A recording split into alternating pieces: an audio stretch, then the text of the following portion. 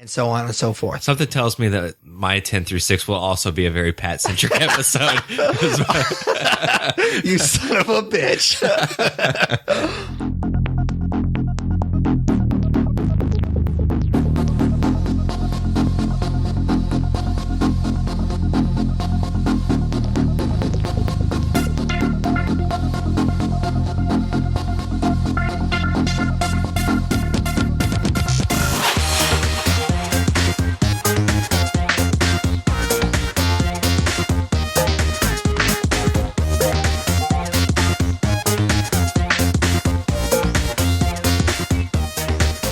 Hey guys, welcome to another episode of the Nerd You're Looking For podcast, a weekly podcast that loves discussing nerd culture through various segments. My name is Tyler Hunt, alongside my co-host, as always, Pat Kuhn. How is it going, Pat? You mixed up the intro a little bit. Did I? Yeah, jazzed it up a little bit. I like it.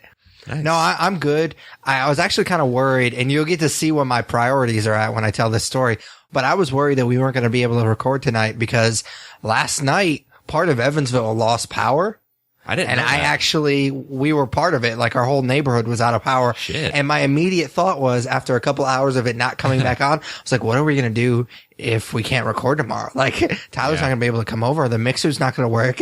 And I wasn't worried about the $100 worth of food that was in our freezer that would go bad. I was more worried about whether or not we were going to record. So you can see where my priorities are at. I wasn't aware that there was a big power outage.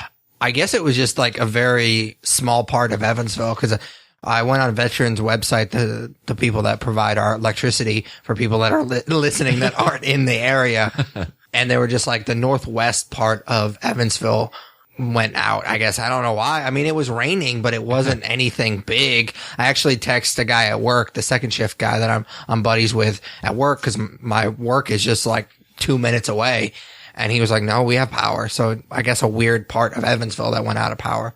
Yeah, it's really weird, too, that Vectron was super nonchalant about it. Like, the entire northwest area of the city. Yeah. It lost power. We're not really quite sure what's going on. But how long were you out of power? A couple hours. So it wasn't that bad. But you realize how lonely you are without Wi-Fi. I was like, well, what am I doing with my life? Like, there was so many things that you don't realize that you need power for until you don't have power. Let alone, like, my Wi-Fi has been really spotty the last week. So I've had power. I just haven't had really reliable Wi-Fi. That's the worst. And I know. And it's like, man, I need to get some hobbies or something because I don't know what to do. Yeah. It's really bad. Well, speaking of hobbies, we start off each episode by talking about what we're into. It's not always a hobby, but it's usually like a movie that we're watching or TV show or whatnot. So Tyler, what are you into this week? I was super bored last weekend. My wife and I have every other weekend off, but we're on opposite weekends. So I think that sucks. Yeah. So it's last Saturday night, she goes to bed super early because she has to work early Sunday morning. And I was kind of left with my dick in my hand, not knowing what to do. Those are the best kind of nights. There's got to be a better way for you to say that. No, I don't think there is. No, so I made the decision to go see a last minute movie, and really the only thing that was out that I hadn't seen that I was somewhat remotely interested in seeing was Southpaw. Okay. So I went and saw the late showing of that Saturday night, and man, is it lame going to a movie on a Saturday night by yourself. Like, I'm fine going to movies by myself. I'm not one of those people that has to make it a social thing because you don't talk during a movie anyways. At least if you're a good moviegoer, you don't. But Saturday night when everybody's there on dates and stuff and you're just sitting by yourself watching Southpaw, it's a little depressing. But the movie was okay. It wasn't anything special. I can see why it was released in the summer and not closer to award season, because this is the type of movie you would almost think is award bait, with the performances and the actors in it and the emotional drive of the movie. But it's very formulaic. Okay. So there's a lot of anticipated turns in this movie. It's almost too dramatic to a point as well. So you've seen the trailer for this movie, right? Yeah. So they show in the trailer his wife dies, and he's basically... What? No, I'm not kidding. I didn't know. Oh, that blows. I don't know. Maybe I wasn't paying attention to the trailer, but I didn't know she died. I'm sorry. I was curious why she wasn't around. I'm sorry to now I don't need to see Southpaw. I'm sorry to ruin that for you, but they ruined it for me in a trailer I saw. So I'm really bummed out that I did this to you. But I mean, it's literally in the trailer I saw for it. It might have been one of the last trailers for the movie. Every time I saw the trailer, I was thinking, where the hell did his wife go? Did she just leave him because they didn't have the money anymore? Or, cause I mean, everything I've gotten from the trailer was that he punches this guy and he gets suspended or whatever. And then they lose money because he's suspended. Yeah. And I thought, well, she's just a gold digger, I guess. I want to say but apparently she died. We may have talked about something similar in another episode, but I want to say that was probably the original trailer for the movie. And then as it got closer to release, they had a new trailer come out, like a trailer 2 or a trailer 3, and they show that his wife dies. And it was like this big thing. Well, not a huge thing because people weren't too interested in this movie, but it was like, where do we draw the line with trailers and what they reveal about the story? Yeah, I definitely didn't see that trailer. I would have liked this movie a lot more had I not known that she dies. Oh yeah, for sure. So I probably won't see this movie now. Yeah, that's one of the ways that this movie is almost too. He gets shit on so much, starting with his wife dying, and then his life just goes to shit. And it's almost like they're toying with you too much with this guy. Like they have to piss all over him for a solid hour and a half before any kind of redemption ends up coming. So it's almost too much of the bad without any good. So that was a little bit hard to sit through. This movie's not really too original. It's kind of a formulaic sports movie, definitely a formulaic boxing movie. The things that it does have going for it is that there's some great performances. Like, so Jake Gyllenhaal, I mean, he gives his all in everything. Yeah. He was great in it. His daughter, I don't know what the actress's name is, but she was great as a kid actor. Forrest Whitaker was awesome, and Rachel McAdams was great for the little bit she was in it before she dies. How was his opponent? I can't remember his name, but he's Gus in The Strain, and Gus is like one of my favorite characters in that show. Was like the main opponent, like the last guy. The guy that he punches in the trailer. Literally. Yeah. He is good. I mean, he doesn't have a ton of screen time. Okay. So he's kind of a douche, and he plays a good douche. Yeah. It's weird. I didn't know this until after I watched it. This movie was made as a role for Eminem. Oh, really? Like back in 2007, and then he decided he didn't want to do it, and the director came along and said he wanted to make this movie, and they kind of retooled it for Jake Gyllenhaal. But yeah, it was originally an Eminem movie, and that would have been really weird. Yeah, for sure. All in all, just to kind of wrap it up, I mean, this was a decent sports movie. I'd recommend seeing it. I know you said you probably won't now. It is a bit depressing, but I mean, I found myself rooting for the character, pretty much because of Jake Gyllenhaal and his performance. But it was definitely an emotional roller coaster and a bit too much at times. All right, cool, man. All right, what are you into? I'm going to do a few things real quick. I'll save the main one for last. Cool. We did this segment for a while and I kind of fell to the wayside. I don't know why. Just mostly because we couldn't find movies to talk about. A segment called Trailer Trash. I think we did it once. We've done it a couple of times. Have we? Because I know Vampire Academy, I think, was the first one. Maybe Annie. I know we did one for Annie. Yeah. Definitely. And we did one for the movie that I'm about to talk about, Hercules. Okay. All right. I'm sorry. Go ahead. So I guess we did it 3 times, which it's a fun segment, but it just kind of was hard to do. And it kind of fell by the wayside because we do a lot of different segments. Anyways. So this movie came on Netflix. Oh, is it? Yeah, it's on Netflix. I wasn't going to pay to see this movie. Fuck that. And I was just bored, and I have this really bad habit of, like, I'll go through Netflix and it'll be kind of later at night and I'll be like, well, I don't want to watch something for too long. So it's like I spend 15 minutes looking for a movie that I want to watch that's also a perfect amount of time. If I had just picked a movie right away, like I would have been like a quarter of the way through it by now. So I have a really bad habit of not picking things quickly on Netflix. Anyway, so I flipped around Netflix for like 10, 15 minutes. I was like, fuck it. I'll just watch Hercules. I watched it and yeah, we were right. It's really bad. And mostly because it doesn't necessarily know what it wants to be. Like, I had heard this going in, like I had heard some reviews and whatnot on a few podcasts that I listened to when this movie came out in theaters. And I didn't know this because the trailer doesn't really show you this, but apparently the hook of the movie is that you don't really know the story of Hercules, and that Hercules is basically this legend, and he uses that to his advantage, and he kind of cons people. him and his group of buddies kind of con people because people talk and everybody thinks he's half man, half God, but he's not really. And that's an interesting movie to me. Yeah. But like halfway through, they completely drop that angle and he is a half man, half God. Like he's like super strong at some point. It was interesting at parts. I'll give it that. Like I said, that con man aspect of it. He's kind of a freak of nature, kind of physical specimen. So he is strong because he is the Rock. So people could buy it.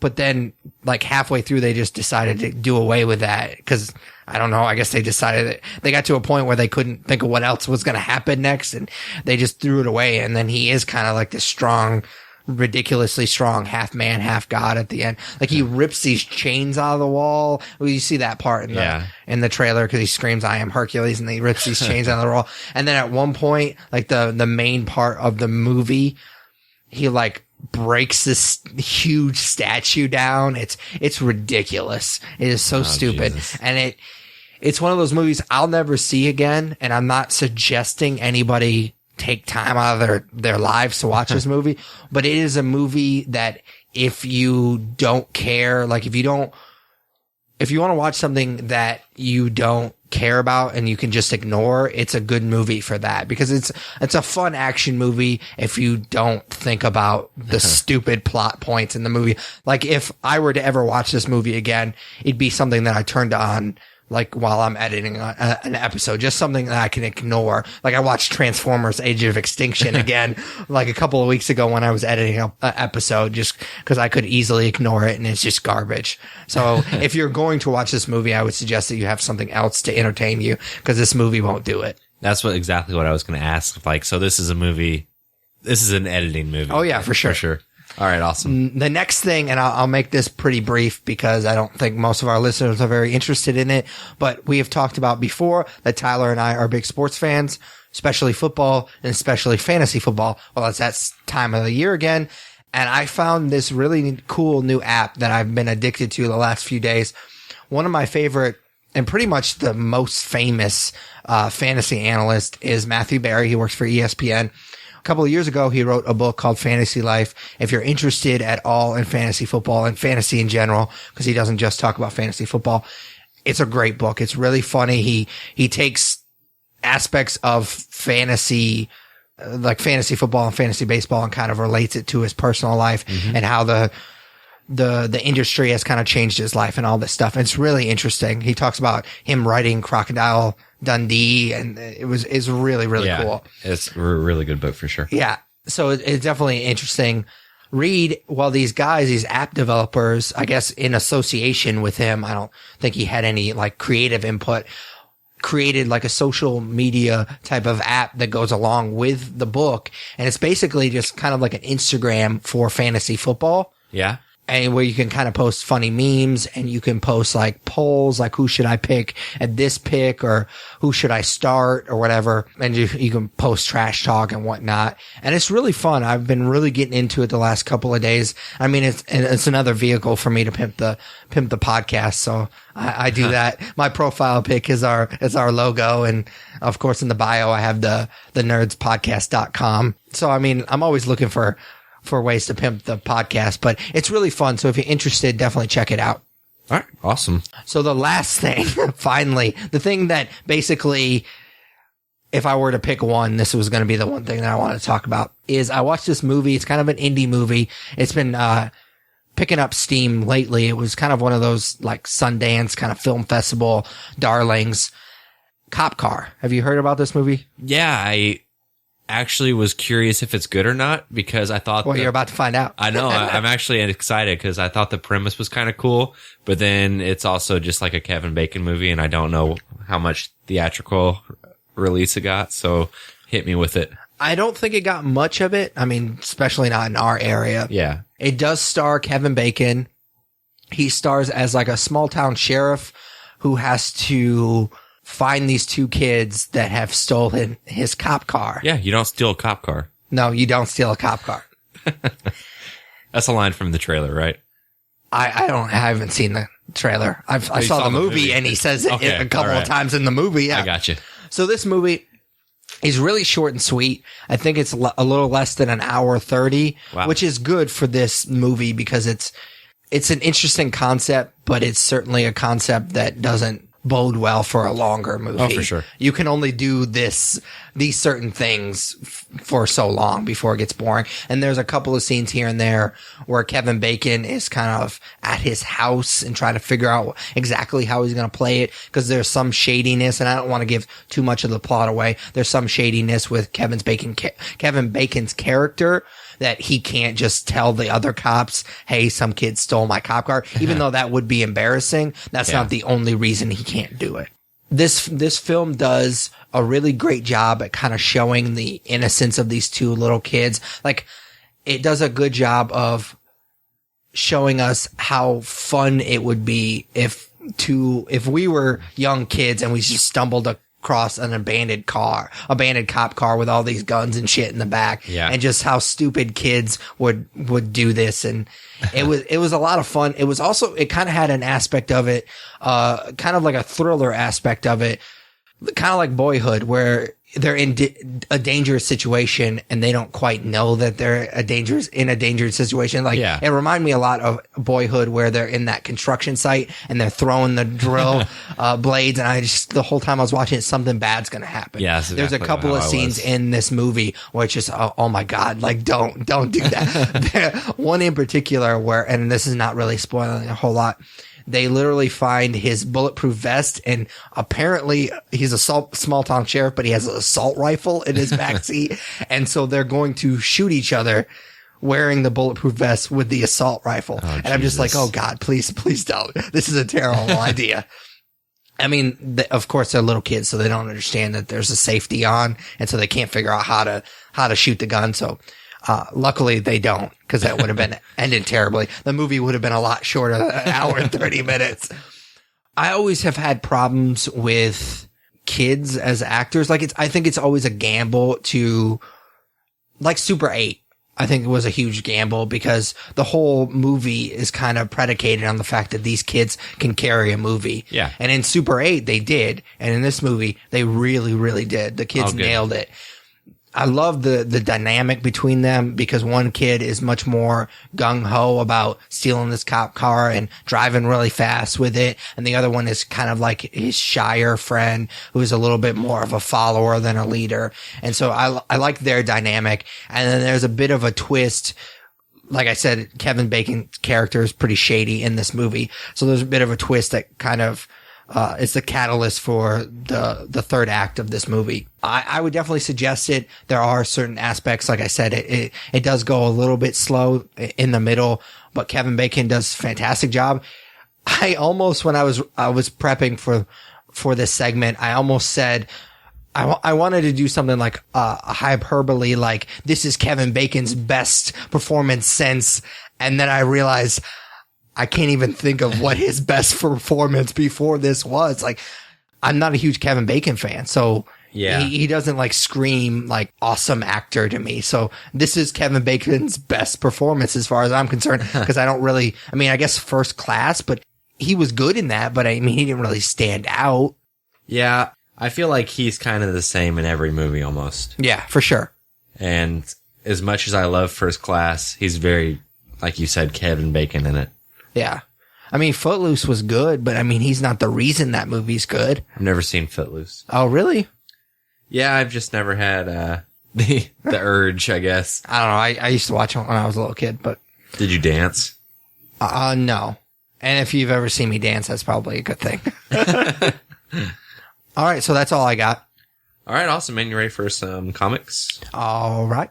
You want me to go? Yep. I just talked for a really long time, so. All right. So I guess I'll do an intro. Yeah. Every week we talk about a comic that we are reading, because we're both huge nerds, and part of being a huge nerd is reading comic books, and Pat and I read a ton. So I'm going to go first. This week I read Wolf #1, which is an Image comic. Cool. It is a large Image comic. It's a very plus-sized #1. It's over, like, it's fat. I mean, it's fat. It's fat for a comic. It's over 60 pages. So oh, really? It's almost about. If you put them together, it'd probably be about 3 issues. So this comic, this number 1 could have not been that many pages. It'd been a lot better of a comic. So a lot of times when we see a movie, we'll say, man, if they would have just cut a half hour out, that would have been a lot more solid of a movie. That they could have done this with this first issue of Wolf. So it felt very bloated. It's a story where you're dropped into things and you're kind of left to figure things out for yourself, like figure out from surrounding images and from dialogue what exactly is going on. And it was almost a little confusing. They don't give you a lot of what's going on. Like, I wouldn't have known what the character's deal was had I not read the back cover. Okay. It was one of those situations. So the book is also weird in the sense that it's like various small stories patched together, and they interweave a little bit, but they're not patched together very well. And again, I think it comes from it being such a long book. Okay. It would have been a lot better serviced as just a regular number 1 issue. Again, with the protagonist, basically what it is, I haven't really gotten into plot details, is this guy, his name is Wolf. That's his last name. And he is a paranormal investigator. Okay. So I'm already not interested. Really? His name's Antoine Wolf. His first name's Antoine. That's made up. Well, I mean, obviously it's made up. So, like I said, I thought that was kind of interesting. I actually, if I'm being honest, I bought this book thinking it was a werewolf book. Because I love werewolf stories. So I was a bit disappointed when I was halfway through this book and I was like, damn. Where are the fucking werewolves? And there might be werewolves eventually because there's vampires. But, it's weird. Like, there's this one scene where he's at home and his friend comes to the door and he's looking through the peephole so you don't see his friend. And, you open it up and his friend has face tentacles, almost like Davy Jones in Pirates of the Caribbean. It's really super weird. And they don't explain why he has face, tentacles. I mean, it's known that paranormal is a thing. Yeah. But face tentacles is not paranormal. So, yeah. So basically his, landlords are vampires. So they go to confront his landlords and chaos ensues. And it's kind of cool. There's some definitely cool parts to this book. It's just the first issue is all over the place. But that being said, I am going to continue with this series. It was a really weird balance reading this book of being entertained and being unimpressed. I mean, the artwork's great, but like parts of it I loved and parts of it I was really super bored. So I'm going to keep going a few more issues to see if it picks up, but hopefully there's some werewolves in there somewhere because that's really what I was hoping for. Well, speaking of unimpressed, I'm just going to go ahead and go into what I was going to talk about, which is the Infinity Gauntlet number 3. Oh, dude. It's really hard. It's really hard to defend this book. It's definitely better than 2, but that is not saying much. This book is really weird because number 2 was a hot mess, and I talked about that a few episodes ago, so I won't go back into that. But number 3 basically is number 2 over again, because Thanos plays this big role in number 3, and he takes one of the Infinity Stones and uses it to time travel back to the beginning of issue 2. I know. And it sounds it is just as stupid as it sounds. I am not a fan of time travel, so immediately it already lost me there. They're like, what can we do to make Pat Coon hate this book even more? It's like, oh, put time travel in number 3. And so Thanos uses one of the Infinity Stones to travel back in time to the beginning of issue 2, and he basically befriends this family that have been the main characters of this book so far. Why? I have no idea. I guess to gather all of the stones before he kills them. But why doesn't he just kill them, take the stones that they already have, and then find the rest himself? Like, why does he need these people? They never really explain it. And then Star-Lord and he comes along eventually, like just out of the blue. And it's just really weird. And I want to stop reading it, but I'm a completionist, and the artwork is really great. It's really detailed, but they got completely away from the whole post-apocalyptic, Walking Dead type of stuff that they had going for them in issue 1. I praised issue 1 because I really, really enjoyed it. And then they got away from all of that in issue 2, and now issue 3 is essentially just a weird version of issue 2. And I would not suggest reading this if you haven't already. I'm going to finish it out because I'm a completionist, and I really am digging Secret Wars and Battle World and a lot of the other Secret Wars tie-ins. So I will continue with this book, but if you haven't already started it, I would just skip it because it's weird and I don't like it. Yeah, I mean, I think there's only probably 2 issues of it left. I think it's 5 issues, isn't it? I'm pretty sure 5 or 6, yeah. Something like that. You're almost done. Yeah. I dropped this book no remorse. Yeah. So one good thing is you do get to see Thanos kick some ass, and that's kind of cool. yeah. He does protect the family from these bug creatures, and it's pretty cool because a lot of the times he's such a big villain that most times when he's in a book, he's usually just kind of teased in the book and it never really pays off. And so it was kind of cool to see him kick some ass. I really enjoyed, and I can't remember what the miniseries was called. I think it's Thanos Rising or something. It was 4 or 5 years ago when Marvel Now had just really kind of launched, and it was a miniseries and kind of gave his backstory. It was really fucking cool. Yeah, I remember you talking about how much you liked it, and it sounded really intriguing. Yeah. So, I mean, he's definitely a character that I'm intrigued by, and a lot of times he's teased, and in this issue, you got to see him kick some ass, and that was really cool, but the story around it was really lame and stupid and weird. Yeah, that whole comic has been a bummer. You hear a comic's coming out called the Infinity Gauntlet, which is the biggest piece of the biggest weapon of the Marvel Universe, that the biggest villain of the Marvel Universe, which is arguable, I guess. Yeah. Uses, you expect it to be high scope and really intense. And that first issue I didn't like, and I never even got to the second issue because you trashed it. And with you loving Secret Wars so much, if you trashed it, I knew it was bad. So yeah, that whole title's been disappointed. Yeah, for sure. All right, you ready for nerd news? Yep. All right, so every week we discuss the big nerd stories that have come up since the last time we spoke. So this week is just like all the rest. We'll go ahead and we'll get started, and I will be up front with everyone. This is a very poor week for nerd news. This might be some of the worst stories we've ever had to talk about. There was a reason why I talked about 3 things and what I'm into, because this would have been a really short episode. So it's definitely, slim pickings. Let's start with the worst. And okay, cool. We'll get to the stuff that I might have a little more to talk about. All right, cool. So the first one is, they're making a post-apocalyptic Zorro movie. I did see something about that, but it sounded so ridiculous that I didn't even bother clicking on the article. Apparently, this has been in development for some time. It's been in development hell, and they finally greenlit it and said we're starting production in March of 2016. It's going to happen for sure, and I think I know why it's going to happen. You have any ideas why you think it might finally be getting the go-ahead? I mean, Walking Dead's so popular. I mean, that's the first thought. That's a good one. My thought was Mad Max. Oh, that's probably, you're probably right. Yeah. So, they've been trying to make it for years. Apparently it's been 15 years that they've been trying to make this movie, which I don't believe. That sounds made up. Yeah, for sure. But, I don't know. I think Mad Max comes along and blows everybody away, gets great reviews, makes lots of money. And then the people that are I don't even know what studio it is, but the studio that has this movie is oh shit, we should probably move ahead with this if that movie can make some money. So what do you think of the Antonio Banderas Zorro movies? I actually like them. I liked Mask of Zorro a lot. I don't remember the second one very much.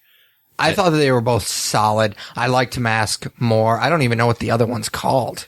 Legend of Zorro, I think. Okay. Maybe. I saw it in theaters with a girlfriend in high school, and I don't remember it very much. Which one is the one at the end where there are people in these cages, and there's I don't know. I mean, it's like a gold mine or something like that. I don't know. I honestly don't remember. I want to say the only thing I remember about The Legend of Zorro was a train chase. I don't know. It doesn't matter.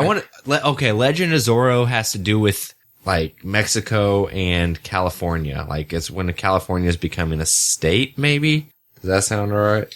That's probably the one that the people are mining for gold. Yeah, that would have to be. Yeah. I mean, the synopsis on I remember not really thinking that was as good as the other one.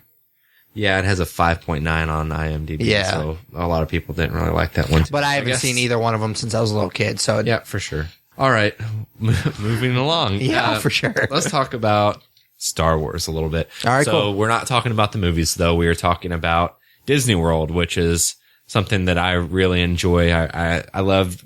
I've gone on record tons of times on this podcast about how much I love Disney, and I also am a huge Disney World fan. Love all the parks, and my wife and I are actually going there at the end of next month, so I'm really looking forward to it. But at D23, they announced that Star Wars Land is coming to Disney World, as Hollywood Studios specifically. There's also going to be a Star Wars Land coming to Disneyland in California. So, you know, Star Wars has been owned by Disney for a few years now, and one of the big things that people were expecting was an announcement like this for quite some time. Obviously, Hollywood Studios has Star Tours, and Star Tours has been around for a while, which is their Star Wars ride. And I know that they've expanded their Star Wars area around that ride a little bit in recent years, but now they're making an entire land devoted to Star Wars, and there's going to be new attractions and new seasons of the Force, they're calling it, where they celebrate Star Wars a little more. They're going to change Space Mountain into Hyperspace Mountain for a short time every year, where you're supposedly like flying. It's supposed to be like you're flying in an X-Wing, which I don't know how much you can actually change an existing ride to feel like that, but it definitely feels like they're pushing the gas pedal down on their Star Wars merchandise and their Star Wars. I don't know. There's Star Wars themes at the Disney parks. I was just thinking to myself the other day that that's one thing that Star Wars doesn't really have is a lot of good merchandise, and it doesn't get pushed very often. That's just what we need. No, I mean, I'm looking forward to it. They also announced a Toy Story area to the Hollywood Studios park, which I could give or take. I mean, I love Toy Story a ton. I'm Sure. kind of fused why that movie out of all of Disney's movies is getting its own like section of a park. But I mean, it'd be cool. Yeah, for sure. Let's see. Staying on the Disney side of things, not the Star Wars side, the Disney side, and specifically Disney theme park side, The Rock is going to be in a Jungle Cruise movie. Oh, yeah? Yeah, he tweeted out that this is big news, and his goal is to make this insanely cool and fun for fans around the globe. Hashtag adventure waits. Hashtag Jungle Cruise. Emoji of red diamond. Emoji of a brown bicep flexing. Hashtag I don't know what Jungle Cruise is. You don't know what Jungle Cruise is? Have no idea. We did our nerd favorite a while ago. It was your week, actually. We did favorite Disney ride, and I'm surprised that you don't know that one. It's in Disney. It's at Magic Kingdom. It's animatronic animals, and you're in a boat, and I mean, it's been around since the park opened, and it's kind of lame nowadays because it's a little I don't go on lame rides. I don't know what to tell you. It's a little outdated, but this movie's been in development hell for a while. They at one time had Tom Hanks and Tim Allen attached to star in a Jungle Cruise movie. So obviously they're going a different route now with The Rock. But since you don't know the ride at all, we should probably just move on because obviously you're not going to have anything to say I'm about sure it. I wrote it when I was a little kid, but I just don't remember it. Yeah, that's fair. So one more story, and this isn't really news of any kind. It's just kind of hearsay. So they're getting close to having to announce who's going to play Captain Marvel in the Captain Marvel movie. And Ronda Rousey has been sharing fan photos of her photoshopped as Captain Marvel. Like, she's definitely interested in the role. And I think that these photoshopped images are pretty cool. I think that she would make a badass superhero. I don't know if she can act, but You haven't seen Expendables 3? I have not. She was in the Entourage movie, and she was not great in that. Was she just herself, though? Yeah, she played Ronda Rousey. Okay. Who'd she play? I would, yeah, I guess. I have not seen. I don't know why I said it like you haven't seen. I haven't also seen. No, I mean, have you seen the images that she's been? Yeah, I mean, she looks awesome. They're not real images, but Well, yeah. Apparently Kevin Smith is a fan. Like, Yeah, I saw that article as well. Of him saying that he thought that it was a no-brainer and that she'd kill it. So, not that he has any say in anything either. No. But I just thought it was interesting. Off the top of your head, is there an actress you would like to see cast as Captain Marvel? It's kind of hard for me, just the way my brain works. It's like once you say somebody as that person, it's hard for me to name someone else. Yeah, I can think of 3 people I'd be happy with. And they've all been rumored, I guess, except for Ronda Rousey. She's not been really rumored. She's just kind of pushing for it herself. Yeah. If she can act, I think that she would be good. or Emily Blunt, or Yvonne Strahovski. I don't know. The girl from, what was that show? Ed? No. Oh my God, man. She was on Dexter. Okay. I don't even remember. It was some NBC show, about the guy who's a secret agent. Chuck. Yeah, that one. Not Ed. It was a dude's name. But do you know who I'm talking about? Yes, I know who you're talking about. Yvonne Strahovski. Nailed it. Yep. Nailed it. Hey, you have no room to talk, dude. But I think she'd be good as well. Okay. So you don't have anybody you'd like to throw out there and just to keep the conversation going? No, I think the conversation has stalled. Well, that brings us to the end of the worst segment of nerd news in the history of the nerds you're looking for. All right, so the next segment is just kind of what we dubbed our main topic. We don't really have a title for it just because it changes from episode to episode. Tyler and I review a lot of movies. It being summer movie season, we've been doing that pretty much since Age of Ultron. Almost every week we've reviewed some movie. And so we've been thinking about doing something for a while now. And I apologize ahead of time. It's going to be a little self-indulgent. Yeah. But we thought it was important because, like I said, we review a lot of movies, and I think it's important to kind of let you guys know what our favorite movies are so you can kind of understand where we're coming from when we say, oh, I like this movie because of this. It makes sense because I also like so-and-so's movies, whatever. We've been thinking about doing this for a while now, but since we're a fairly new podcast, we thought it would be better to just kind of build an audience before we did this, because who gives a shit what our favorite movies are if you don't know who we are and we haven't really showed our personality or anything. So now that we've kind of built this little bit of an audience, we thought it would be kind of cool, especially because summer movie season is kind of dying down and we don't really have any movies to review. We were going to talk about our top 10 favorite movies of all time. And since we can't ever do this again, and I don't know about Tyler, but for me, this means a lot. I'm a huge movie buff. It means a ton to me. Yeah. This segment is going to make me lose my hair. by just thinking about. Well, I don't have any hair, so I don't really have to worry about that. So since we can only do this one time on the podcast, we wanted to make it kind of a big deal because it is a huge deal to us. And I really hope that you guys enjoy the conversation. So again, I apologize. It is a little self-indulgent, but we are breaking it up into 2 different episodes for each host. Well, so 4 episodes. Oh, yeah, I gotcha. 2 episodes per host of Shut 2 hosts. So it'd be 4 episodes. The way we're going to do it, this episode is going to be a very Pat-centric episode. It's going to be my 10 through 6, and then next week it's going to be Tyler's 10 through 6, and so on and so forth. Something tells me that my 10 through 6 will also be a very Pat-centric episode. You son of a bitch. I like the spotlight, man. That's all right. I'm just giving you a hard time. So I don't know how Tyler did his list, but I'll kind of give you guys a little bit background about how my thought process going into my list. Obviously, we do this sort of every year, or we do our top 10 favorite movies of the previous year. From Matt from the Obsessive Viewer joins us on those episodes, and it's a lot of fun. And we always make the distinction in those episodes that it's our favorite movies, not the best movies, because I don't think anybody, I know Tyler and I aren't pompous enough to think that we know what the best movies are. There's just no way that you can make that list. So this list is our top 10 favorite movies, and you'll understand when I start my list after I get done with my stupid diatribe that I'm on right now. You'll understand why I make that distinction, because I think it's an important one.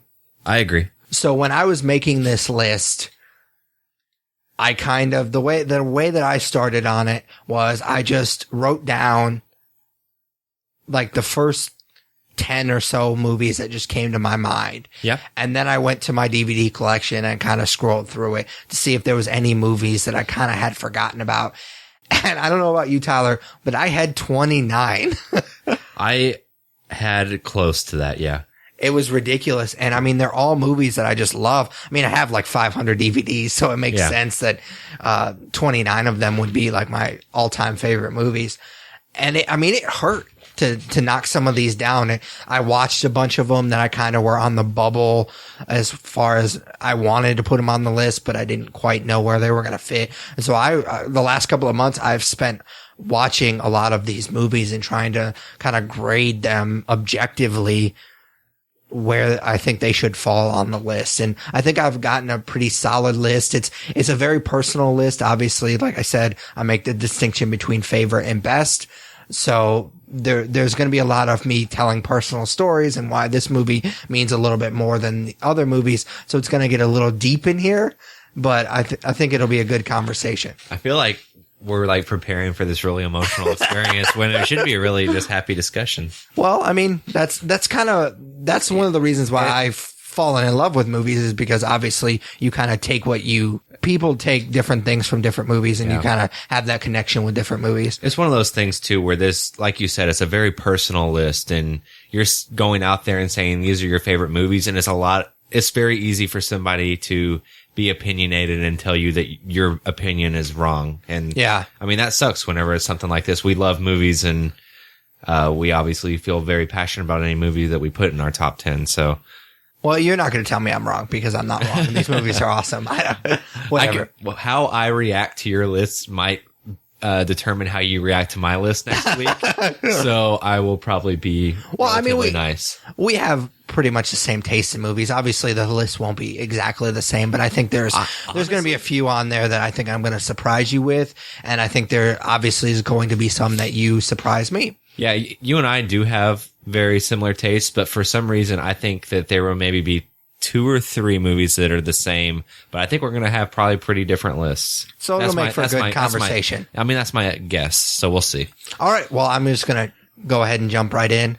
Also, if you can't tell, I have no idea what Pat's list is. Like, this me. I meant to mention that normal, like, professional podcasts would probably say, okay, here's my list, make some notes, have some rebuttals, whatever.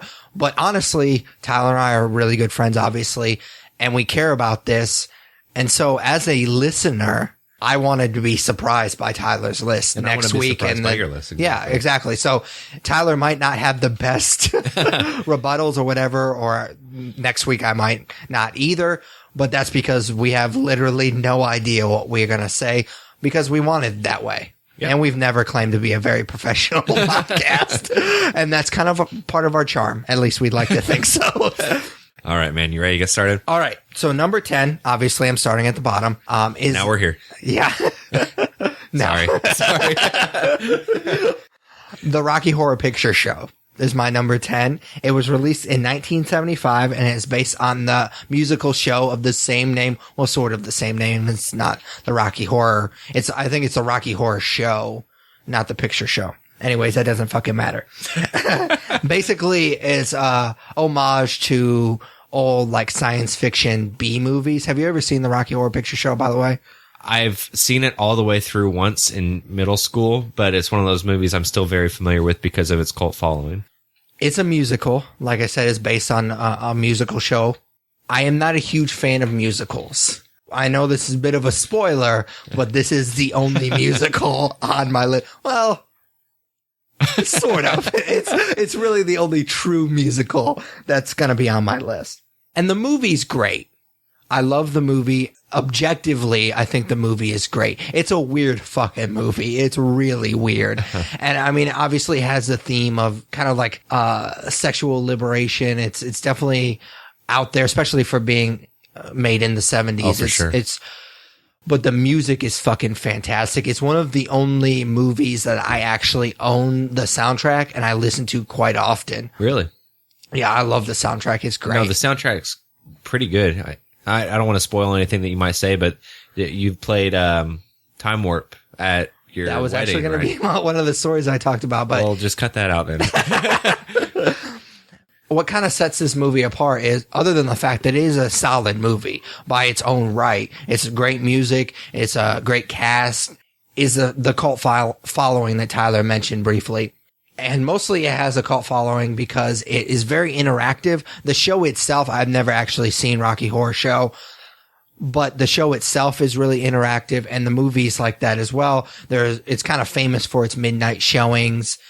and people will dress up and they will throw toast and they will scream out some of the lines. And it's very interactive and it's very fun. And the reason why it made this list, like I mentioned briefly in my introduction to the segment, is a lot of these movies are personal to me. And the reason why I felt like this movie had to make the list, other than the fact that I think it is a solid movie, is the fact that for, I don't know how many years they did it, but Amphitheater here in Evansville, it was around Halloween. It wasn't exactly Halloween.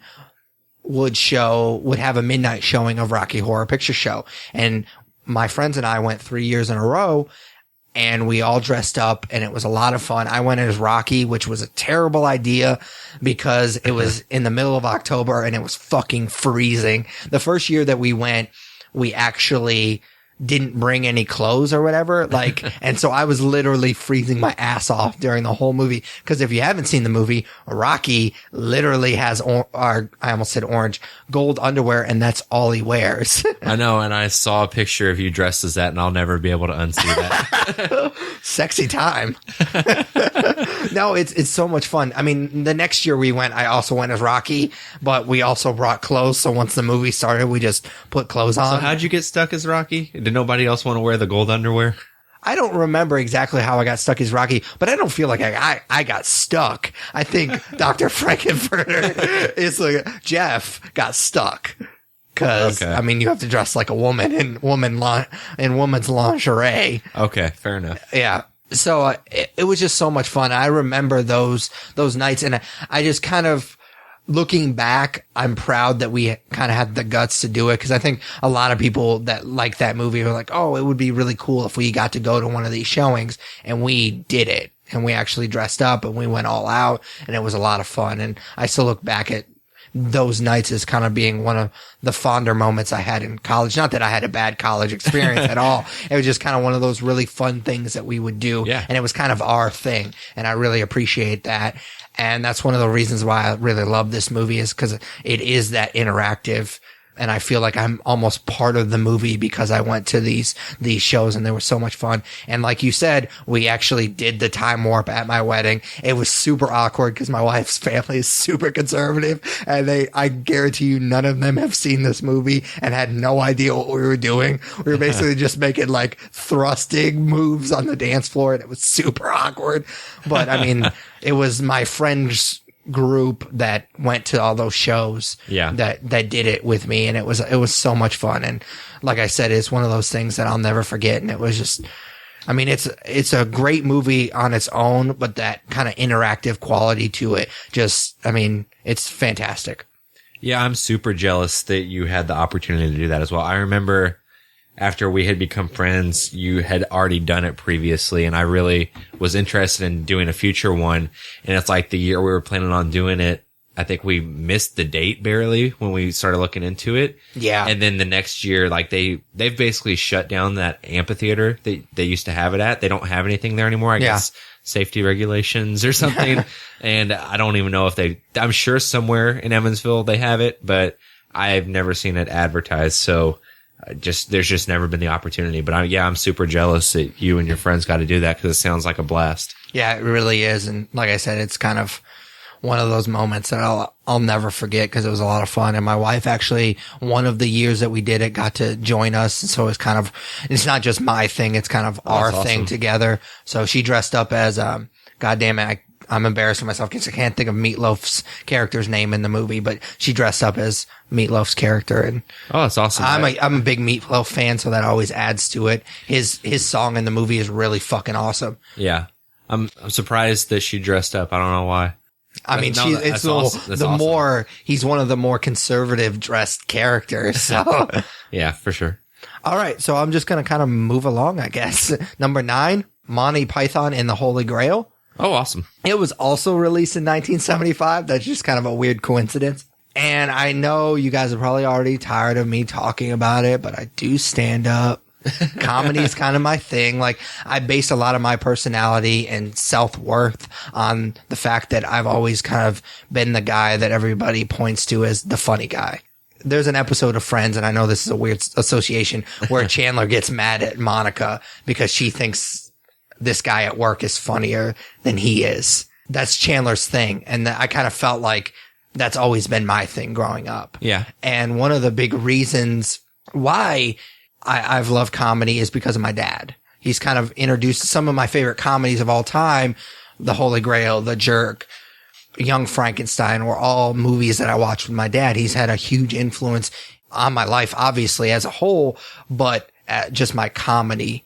A lot of the movies that I love and my sense of humor has come from my dad. And I think a lot of people say that, comedians and just people in general think that, I mean, that's the first person I think that you really know that kind of shapes your sense of humor and whatnot. Well, anyways, more about the movie. I mean, it's just a fucking fantastic movie. It's just so funny. It's basically, and a lot of their movies were like this. It's basically just, because they're a sketch comedy group, it's basically just a lot of sketches with an overarching theme, but it's really just kind of, they put these characters in situations because they want to do these weird sketches, which is not bad, but this is definitely the best of the movies, the Monty Python movies I've seen. I won't claim to see, I've seen all of them. I've seen their major ones like The Meaning of Life and Life of Brian. And this is definitely my favorite one. It's by far the most, well, I mean, I think it's the funniest to begin with, but it's also, it's the most cohesive, tight movie of all of them. The other ones are kind of a little out there, especially The Meaning of Life. Oh yeah. I mean, I enjoy that movie. I appreciate their sense of humor, but that movie's just not quite what I wanted it to be. There's a lot of memorable lines from this movie. It's one of those movies that I've just seen so many times. Like I said, I've watched this movie with my dad so many times that the lines have just become part of my lexicon. And I don't even like, it's one of those things that I say it so often that I forget where I even got it from. Like I'll just be playing Halo or just be doing something and I'll have to like retreat or get away from a situation. I'll just go, run away. And obviously that's from Holy Grail. And my dad and I used to do that all the time. Probably drove my sister, mom, and brother crazy. Cause we'd always like growing up, we'd always be like, run away. Because I mean, just cause that whole scene in that movie is just, oh my God, with the bunny, it's just so fucking hilarious. And, oh yeah. Oh man. I mean, I could talk a lot about this movie. It's great. And when I said I didn't have, another musical in my list, this was the other one that's sort of a musical. They do sing a lot in this movie, but, I wouldn't quite classify it as a musical. But have you seen this movie, Tyler? Oh my God, have I seen this movie? Yeah, of course. I think everyone's kind of seen this movie, at least bits and pieces. I actually remember like the exact point in my life I was introduced to this movie. It was 5th grade and it was at a sleepover at a friend's house and I immediately fell in love with it. I watched it probably, I don't know, over the course of like 5th grade to 8th grade, I watched it at least 100 times. If not, I mean, I wouldn't say more, I guess, but just a ton of times. And it was something that me and my friends always quoted and we just adored this movie. This was probably the first time I ever cried watching a movie from just from laughter. And I thought you just meant from like just crying. No, it was such a good movie. Weird. It brought tears to my 13-year-old eye. No, it was just, I don't know. It was just a game changer for me at that point in my young life, especially as far as comedies and movies went. I didn't realize movies could be that funny. Yeah. And I'll be honest, I revisited the movie in college and it did not make me laugh near as much as it did whenever I was a prepubescent lad. But it still holds up. It's still amazing. And those guys are comedic geniuses. Oh yeah, for sure. I will say this and I don't feel like it's hyperbole at all. It is the funniest movie of all time. In my opinion, it's the highest true comedy on my list. I mean, there's a few movies here and there that I'm going to talk about probably next episode or the next episode. That's essentially my episode. Yeah. That are kind of funny, but this is the last true comedy on my list because it is the funniest movie I've ever seen. Oh, that's awesome. And I can't argue that. I know that it's getting re-released in theaters later this year. Yep, it is. I'm looking forward to it. There's another Blu-ray coming out, which I don't know if I'll rebuy it. Depends what they add to it. But, I could definitely see myself buying this a third time because I bought it on DVD, bought it on Blu-ray, and I could definitely see myself shelling out more money for it because it's just so good. I'm glad you brought that up because I forgot to mention that there's also a new, pretty awesome anniversary edition of the Rocky Horror Picture Show. Unfortunately, a lot of the stuff in it I've already either seen or already own. Is it already out? No, it's pre-order. I think it comes out in September. Really? Yeah.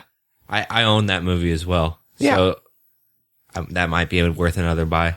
It's a badass case. Like, if you are like Tyler and I, you kind of are a sucker for that sort of thing. So I might shell out. It's only like $25. It's really not that much, but a lot of the stuff that's in it, I've already either seen or own already. So it's kind of, it'd be nice for the collection, but I don't see myself like really sitting through all of it. While we were sitting here and you were talking about Rocky Horror Picture Show, I downloaded the soundtrack. Oh, really? Yeah. It's really fucking good, man. It is. Anyways, so that's all I have for the Holy Grail. So I'm just going to go ahead and move to my number 8. And this is a movie that we've talked about a few times on the podcast. I'm almost positive it's going to make Tyler's list as well. Spoilers. Well, I haven't seen your list, so I don't know, but I'm almost 99% positive it will be on there. Now I'm going to take it off just to spite you. We'll see what movie it is. The Thing. Okay. Released in 1982, so there's been a lot of 70s and 80s movies on my list so far. And like I said, we've talked about this before, so I won't get into it too much. This was actually the film on this list, because I've compiled my entire 1 through 10. This is the film that I was introduced to the latest. I didn't see this movie until like 4 years ago or something like that. Yeah. And it was actually Tyler and I went and saw the remake / prequel / reboot, whatever the fuck that garbage movie was. And I remember watching it with you, Tyler, and I don't know your exact words when we got out of the theater. We were talking about it, and I was like, no, that was bad. And you were like, well, maybe if you liked it, if you had seen the other one, maybe you would appreciate it more, something to that effect. I don't know your exact words.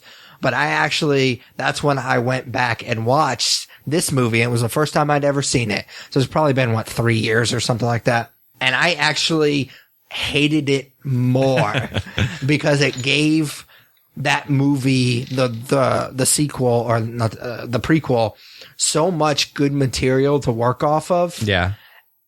And it was just still a hot mess. So I actually hated that movie more because I loved this movie so much. I remember, I think my mindset behind it was, I don't know. We talk about our gut reactions to movies a lot. Yeah. And how after you let it simmer, you kind of see it for what it really is. And I was so in love with the original, and I was so in love with the idea of a prequel at what happens at that camp. Before they reached the camp that we're familiar with in the Good Thing movie, that I thought that parts of it were serviceable as giving the other one backstory. And since then, I've rewatched it and disagree with anything and everything I thought after seeing it. So yeah, that's my excuse. Yeah, the opening scene of The Thing, the 82 version of The Thing, is just so fucking well done. And I think I've talked about this. I think I mentioned it when we talked about our top 5 horror remakes, because this is a remake. It's so well done. It hooks you because you're interested. And then the music is really ominous. It creates the perfect tone for that movie. And I mean, I think I said in our horror remakes that this is my favorite horror movie, which it is sort of. It's my favorite creature feature movie. Oh, for sure. 100%. With all due respect to Alien and Aliens, I really enjoy that franchise. And those movies, spoiler alert, almost made my list, but didn't because I like The Thing more. And it was just, I needed this slot. Yeah. I mean, it's just the best creature feature movie out there. I love the group dynamic it builds tension. It doesn't necessarily have very many jump scares. It just builds tension between the members of the group and just the paranoia. And it really builds off that aspect of the fact that once you're infected, you don't really know. Oh yeah. Who's who, and you can't trust anyone. And I really appreciate that. More horror films could learn from this movie. I mean, obviously it's made from John Carpenter, so he's kind of the master of horror as far as I'm concerned. Maybe George Romero is definitely in there, but he has kind of his own genre of horror. But I'll get to him later. Spoiler alert. But this movie is just fantastic from start to finish. The special effects, even though they're not the best, they still hold up pretty well today. I mean, I don't get taken out of the movie when I watch it. Because, I mean, obviously it was made in 82, so the special effects aren't the best. The dog, that scene is kind of silly, but, I mean, you have to kind of grade it on a curve when it comes to stuff like that, because the special effects nowadays are just ridiculous. It's funny you say that, though, because a lot of the special effects in it do hold up especially for 1982. Oh, no, that's what I'm saying. It's like for it being in the early 80s, the special effects hold up. I would put this against fucking Fantastic Four any day of the week. This has better special effects than Fantastic Four. Oh, for sure. You look at another 1980s movie like Terminator and the special effects in that, and I don't know how recently you've revisited the original Terminator, but the puppeteering is kind of garbage. Yeah. And this movie does a way better job, and I'm pretty sure that it came way before Terminator, right? I don't remember. 85 or late 80s. Yeah, something like that. So late 80s, definitely. Just awesome work on this movie. Yeah. Good job, John Carpenter and company. Yeah, I mean, it's a fantastic movie. Like I said, this will probably be the shortest one that I talk about just because we've talked about it on the podcast before. Oh, for sure. All right, so moving right along, my number 7 favorite movie of all time, and this one is probably the most obvious, is The Empire Strikes Back. Okay, cool. So it was released in 1980. Again, another 70s movie. For me, when I was building this list, obviously our podcast title is a reference to a line from Star Wars. It's not all that clever, to be honest with you. So we're both big Star Wars fans. We're always talking about Star Wars on this podcast. So for me, when I was building this list, obviously I love Star Wars. The original trilogy are some of my favorite movies of all time. But for me, I have all these other movies that I want to talk about. So I don't want to use 3 slots. Yeah. So this is kind of my default Star Wars slot. I love all 3 movies. And so I'll kind of touch on all of them. This is my favorite of the 3 original trilogy. Now, Revenge of the Sith is a good one. The prequel trilogy, for the most part, are just a hot mess. But I do like the Revenge of the Sith.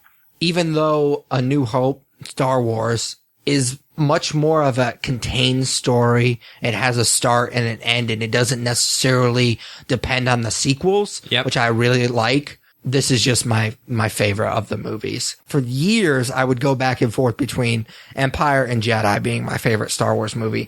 And just recently, if you had asked me this question a year ago, I probably would have said Jedi. But I watched all of them with my wife because she had never seen any Star Wars movie, which I thought was ridiculous. So we watched the original trilogy. We never got to the prequel because she wasn't all that interested in. Actually, I wasn't to be honest with you, all that interested in watching the prequels again.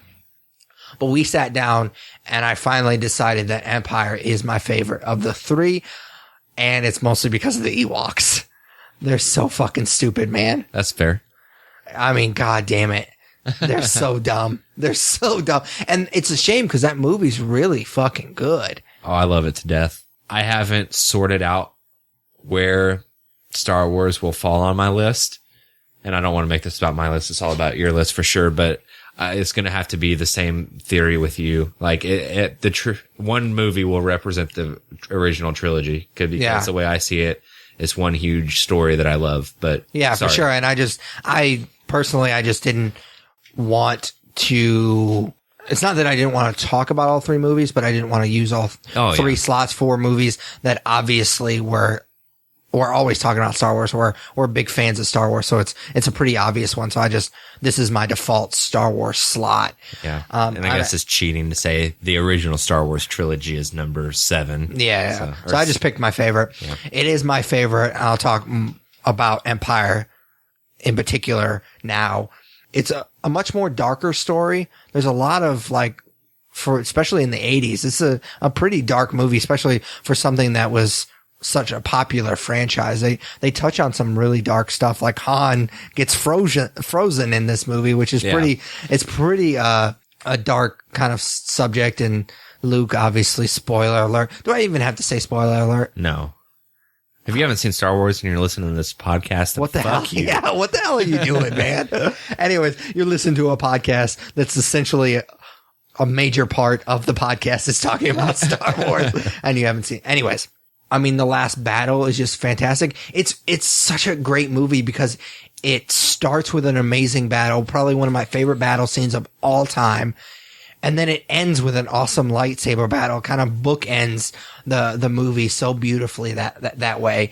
And it just has obviously it has the iconic line with Darth Vader and Luke Skywalker. It's just fantastic from start to finish. It sets up Jedi really well, but I think it does work as, obviously it's not as self-contained as A New Hope. Yeah. But it's certainly, I think it works better as its own story, especially better than Jedi does. I would have lost my mind if I were alive when this movie came out and I watched it and then had to wait however many years till Jedi came out. It was for I think sure. It was like 3 years, because the way this movie ends, you just immediately want to know what happens next. Oh yeah, for sure. So I would have gone crazy. Unfortunately, Ewoks happen next. Yeah. I mean, I won't get too much. I don't know. I would say my favorite scene out of any Star Wars movies in Jedi, though. And what's that? The battle on Jabba's, I was just going to bring that up. It was tough for me, but then the third act with the fucking Ewoks, man. Whenever I first saw that movie, I saw Star Wars for the first time in 2nd grade. Like, whenever Luke jumps off of the diving board into the Sarlacc pit and then turns around and grabs it and flips over everybody and his lightsaber shoots out of R2-D2. Oh my God, that was my jam, man. I watched that movie more than any of the other out of the original trilogy, just probably for that scene alone. But it's not about me and what I think of Star Wars. We'll get into that in a later episode. So we'll get back to you. Sorry. No, it's cool, man. I was pretty much done. I mean, obviously, I could talk about Star Wars a little bit more, but I mean, obviously, we're two big nerds that have a podcast that revolves a lot about Star Wars. So maybe we could do something more Star Wars centric, closer to The Force Awakens. Oh, I have every intention of. Obviously, you haven't read the schedule recently because we're gonna not that far ahead. We're actually gonna do a 2-part retrospective. Awesome. Obviously, not reviewing the movies, just kind of more of a discussion like we're having right now about the movies. And awesome. Just a retrospective leading up into episode 7. So fantastic. Stay tuned. All right. So my last movie, number 6 for this episode, I think you might disagree with me. Not that the movie is made the list, but that it's a little bit higher than I think it will be on your list. Okay. And that is The Dark Knight. Okay. I don't know what your list is, but I'm pretty sure it's going to be a little bit higher on your list than it is mine. I like how you think you know my list so much. You keep making reference to it. Anyways, this was released in 2008. So other than, spoiler alert, Dawn of the Planet of the Apes is on my list later. It is the newest movie, the most recent movie, other than obviously Dawn, because Dawn just came out last year. And I think the reason you're going to disagree with me is how I'm going to describe the movie. For me, this is a perfect movie. And the reason that I think you're going to disagree with me is how can you say it's a perfect movie and then it still be 6? The reason I say it's a perfect movie, but it's still pretty that high on my list is the fact that, again, I make the distinction between best and favorite. This is a fantastic movie. I mean, it's a great crime saga that just so happens to have Batman in it, which I think is fantastic. I think superhero movies in general struggle with that. they're a little too superhero-y, if that makes any sense. And they forget about making a good movie. And Dark Knight is just fantastic. It's just from start to finish, it is just a fantastic crime movie. It's a great mob movie, which I was very surprised going into it, even though in retrospect, I shouldn't have been so surprised because that's kind of what Batman Begins was too. Yeah. I definitely think it feeds off that very well. But to be honest with you, other than the origin story, The Dark Knight doesn't need Batman Begins to exist. It could have just been its own movie and still been a really solid movie. Oh, for sure. The action is great, obviously. It has one of the best car chases I've ever seen. The GCPD when they're moving Harvey Dent is just a fantastic scene. Yep. I love, and I did this on The Dark Knight Rises, I love watching production special features. And these DVDs have some of the best production special features. The way that Christopher Nolan does these special effects, they're not really special effects, just more stunts than anything else, in a practical way is just amazing. Like he does, I don't know if you ever watched it, The Dark Knight Rises, how they do the airplane scene is really fucking cool. It is really, you need to watch that production special feature. They talked about this on the Dark Knight special features, is where they actually blew up that hospital. Yeah. And Heath Ledger was literally walking out as the explosions went up. Obviously it wasn't, it was just like a model home. They just built the foundations of a building and, just enough so it looked real when he was walking out of it, but it wasn't a real building, which I thought was fantastic. And the button didn't actually work on the thing. And that was him improvising, and he actually never looked back at all. And it was just fantastic. And obviously he deserved the Oscar for it, and he passed away too soon. And I think every generation has its own Joker, and he is my Joker. He just, absolutely knocked it out of the park. Just fantastic. I still get chills watching this movie when he first comes on screen. Oh, yeah, 100%. I remember sitting in the theater during that scene and just being, like, in awe. I should say, are you talking about the opening? Or are you talking about, like, the scene where he interrupts the mob? Both, sort of. I really enjoyed the heist. Oh, yeah. But you don't really get to see him all that much. Yeah, and the magic trick. Yeah, they had actually shown the first 6 minutes ahead of time too. It's some like IMAX thing. So like I had seen the first 6 minutes of this movie before I actually saw it in theaters. So to me, like the first time you actually get a feel for the character when, like you're saying, the magic trick, whenever he interrupts the mobsters is just the first time you had seen it, not spoiled essentially. Yeah. It was just, I was just sitting there in awe. It was amazing. The pacing is amazing. Even though I say that the scene in China, it feels a little disjointed a little bit, but the action is so well done that you kind of forgive it a little bit. That's kind of the only speed bump in this whole movie. Obviously it needs to happen for the whole plot to continue. And like I said, it's an amazing scene to look at, but for me, it drags just a tad bit. If I had anything to say about this movie, it would be that particular scene just feels a little out of place. This movie is funny when it needs to be. There's a few scenes that I genuinely laughed. So I appreciate that. I really, really like the dialogue in this movie. And I hate to steal this, and obviously I'm going to give them credit. The Obsessive Viewer, our friends over the Obsessive Viewer, did a movie dialogue episode, I believe. And Mike, one of my good friends, he mentioned this movie and how the scene at the end where he's explaining basically to the audience what's happening while they're chasing them. It never occurred to me, and he brought up a really good point, because this has always bothered me, is it seemed really like simple, and Gordon was explaining, like, we're so stupid that you need to explain what's happening to us. But it never occurred to me, and Mike brought up a really great point, the fact that he's talking to a child in that scene.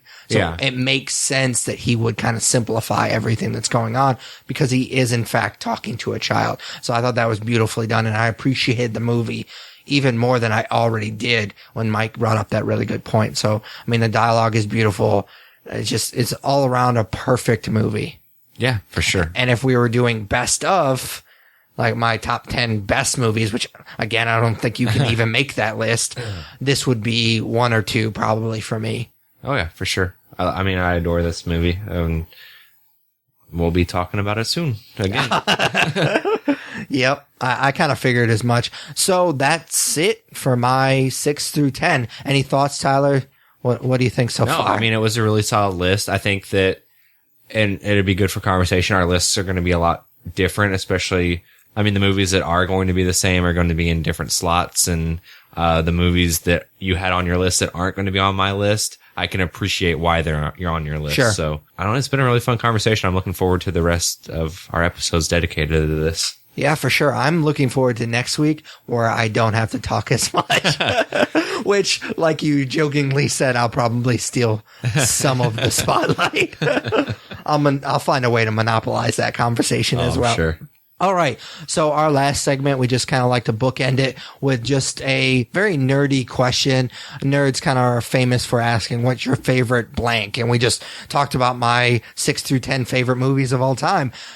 So we like to end the episode by talking about what our favorite blank is. And we switch each week. It's Tyler's week this week, so I'll let him talk for a little bit.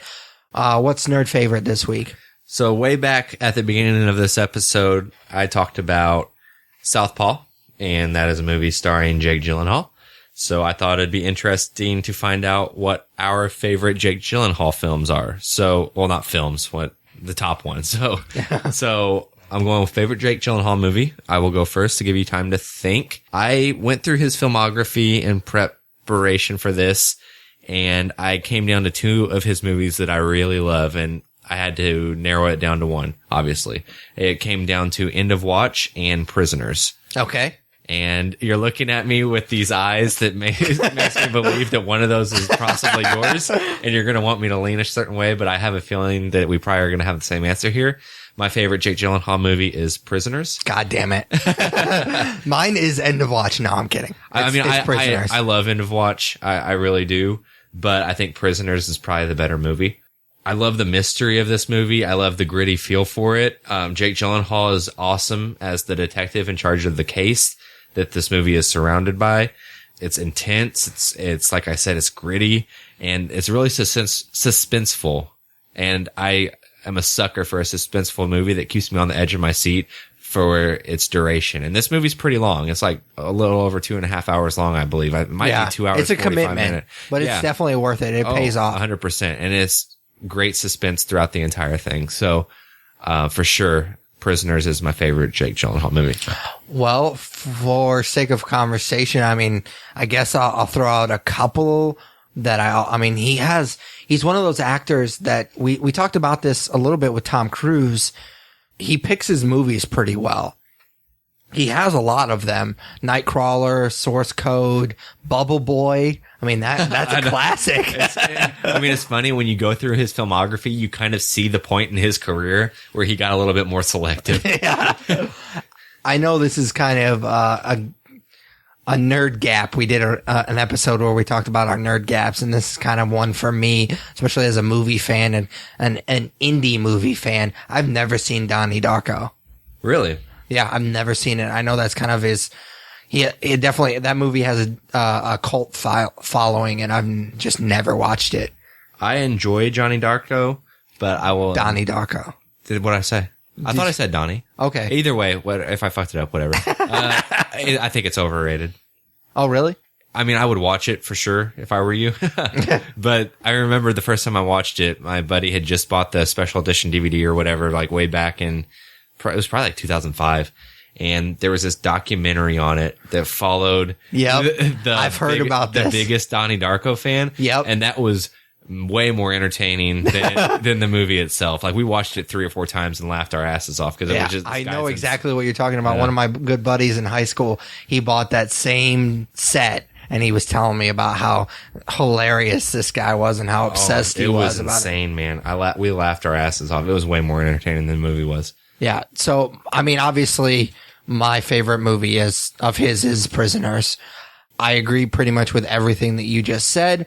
I will add that the Inception-esque ending at the end kind of bugs me because I have put in 2.5 hours of my life. I do appreciate what filmmakers are trying to do when they kind of end a movie this way. They want you to take what you want out of the movie. Yeah. But I just spent 2.5 hours watching your movie. I want you to tell me how you want it to end. Yep. Have you ever seen Enemy? No, but I distinctively remember when you talked about it on the podcast. It's the same director, and he does something very similar to a worse extent. I'm familiar with the weirdness of that movie because when you talked about it, I couldn't help myself but to look up what the fuck it was, and it sounds really strange. Yeah. You should just YouTube it. If you have no desire to watch this movie, just YouTube the ending. I guarantee you it's on YouTube somewhere. Yeah. It is the strangest ending to a movie that I've ever fucking seen in my life. It is so fucking weird and creepy. Dude, you have to watch it. If you have no desire to watch this movie, just Google the ending to this movie. I will. Because it's weird. And the only reason I bring it up is because it seems like that's a trend in his movies. I haven't seen any of his other movies, but Prisoners and then Enemy kind of end Inception-like. And that always kind of bothers me. But other than that, it's a fantastic movie. Everybody in it kills it. Hugh Jackman just fucking fantastic. Yeah, for sure. He's great in it. So Zodiac is another one that I really like of his movies. I mean, he just has a ton of them. Just like Tom Cruise. It's very rare to find a movie that he does that's just not amazing. I mean, well, you listed off a couple, but well, I mean, Prisoners, Zodiac, Bubble Boy, of course, Source Code, End of Watch, Prince of Persia. Prince of Persia is number one. He's had a stumble here or there, but who hasn't? Like, for the most part, he picks his roles very well. Yep. I mean, I kind of shit on a lot of Southpaw earlier, but I can't deny that he was great in it. So that's cool. All right. So that about do it for this episode. As always, you can follow us on Twitter at The Nerds Podcast. Like us on Facebook. Follow us on Google+. Vote for us for Podcast of the Month at podcastland.com. Rate, review us on iTunes, Stitcher Radio, basically any pod catcher that you use. We're on it. Email us at thenerdsyou'relooking@gmail.com. I can't think of anything else. I think that's about it.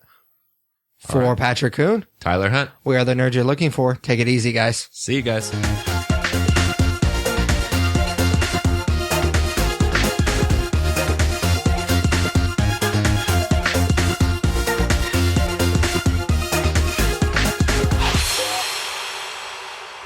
Join the Obsessive Viewer podcast on October 16th at the Irving Theater on East Washington Street for The Obsessive Viewer presents Shocktober in Irvington Part 2. It's a one-night event screening of short films, including the premiere of J.P. Leck's The Lantern, the latest entry in his cross-medium Elsewhere World universe, as well as a modern retelling of Edgar Allan Poe's The Telltale Heart from the guys at Synapshot Productions and Billy and Brandon Watch Movies. There will be giveaways, raffles, interviews with the filmmakers, and so much more. All proceeds will go directly to the Irvington Historical Society. For more details, go to shocktoberinirvington.com. October 16th at the Irving Theater. Help support local filmmakers and a great community with The Obsessive Viewer.